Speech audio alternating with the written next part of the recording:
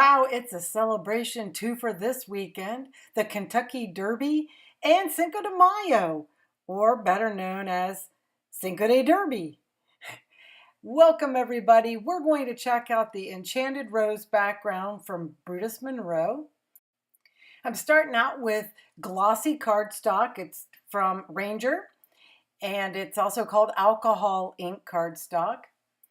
And then we have this Brutus Monroe Enchanted Rose background that's never been used before, so it's kind of sticky. So I had to struggle a little bit to get the paper off there, but that's why I stuck that paper down with some double-sided tape. And I'm going to use my powder bag so that we don't have a bunch of extra embossing powder stuck there. And now I'm using my VersaMark ink, and I'm going to give it some CPR there. And I put it in the MISTI for obvious reasons, because it's probably not going to stamp well the first time, and it's kind of big, so I want to be able to really rub over it.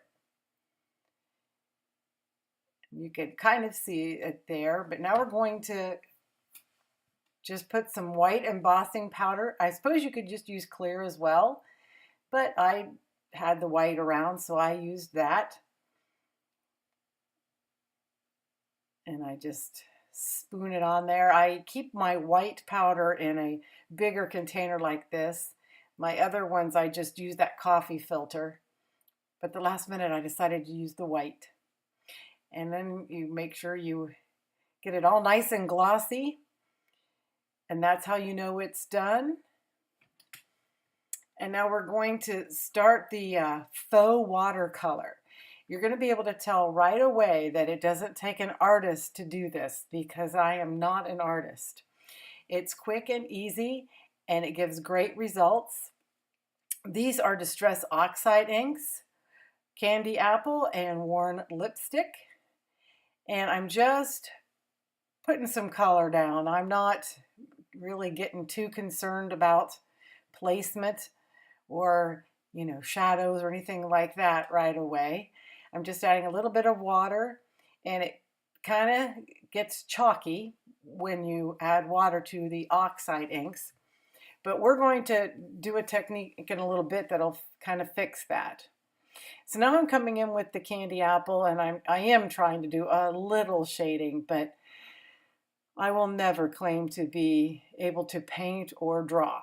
So obviously anyone can do this if I can do it.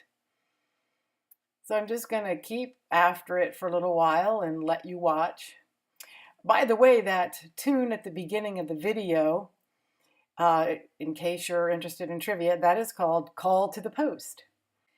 If you haven't been to the Kentucky Derby, it is really a spectacle. I did go in 1980 and had a fabulous time.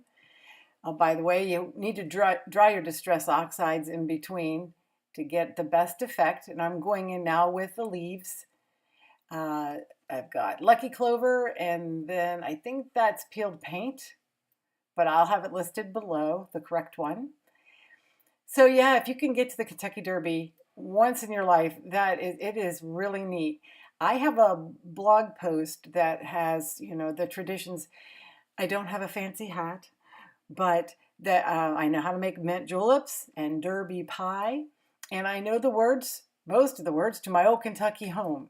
So if you need to know any of that or more details on the Derby, please visit my blog. I'll have the link below to that spot. Now, once it's dry, you get out the Distress Glaze and you just rub it on like you would inking.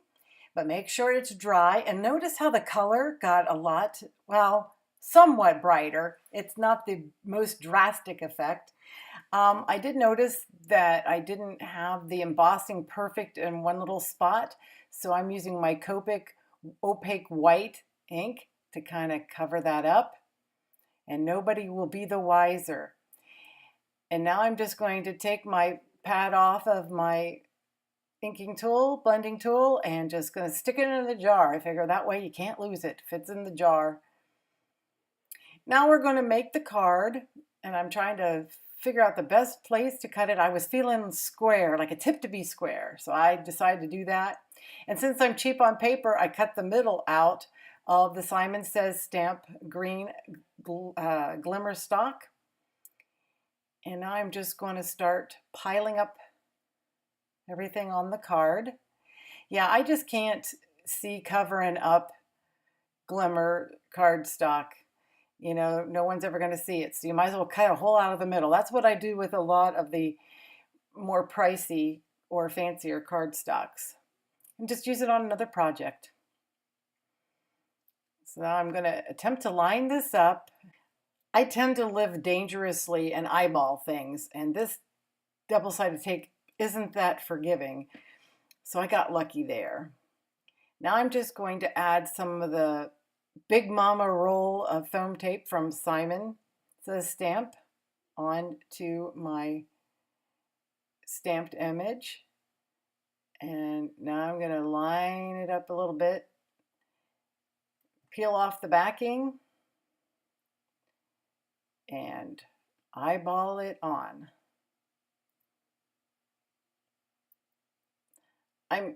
I'm meticulous about some things, but I tend to not measure things a lot.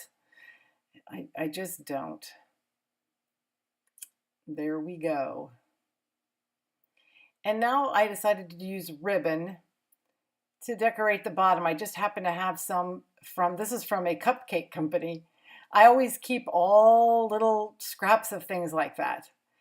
And I don't mind having it show on the inside. I hid the tape a little, but you could always put a white piece of card underneath it. And then I just took the same candy apple red ink and put I love you. And this, I'm using the Nuvo clear drops. I think if I had it to do over, I would probably use like a white glitter glue or something. I'm not real thrilled with this, but once you've done it, you've done it. There was a spot that wasn't completely covered with the glaze. There on the left, you can see where it's green. A lesson learned. It really needs to be covered because the Distress Oxides will react with that. But here's the card for today. I hope you like it, and I hope you'll come back and subscribe and tell your friends. And most of all, have a great weekend. Check out the links below for the products and for the Derby and my blog, the Darby Creek Diaries. And I hope you'll come back soon. At the end of the video, I have listed some other tutorials that may interest you. Bye-bye.